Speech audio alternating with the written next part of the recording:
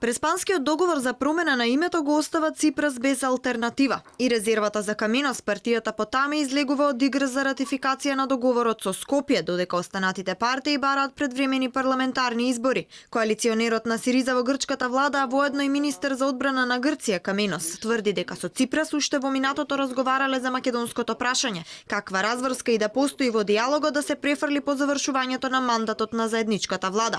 Сега работите се сменија. Па така, откако се потпиша договорот во нивици, Каменос повеќе пати изјавува дека кога ќе дојде време за ратификација, ќе ја напушти владата. И партијата Потами, која кажа дека ќе го поддржи договорот во грчкото собрание, сега вели: без поддршка од независни грци не постои владино мнозинство и потребни се парламентарни избори.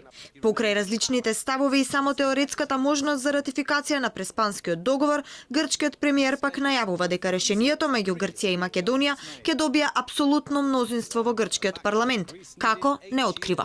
Овој договор ќе добие апсолутно мнозинство во грчкиот парламент. Ја почитувам и не се согласувам со позицијата на мојот коалиционен партнер со кој имам честна и искрена соработка и сум сигурен дека ќе ги задржи неговите принципи, така како што самиот верува, но нема да го наруши непречениот тек на земјата кон економско закрепнување и политичка стабилност.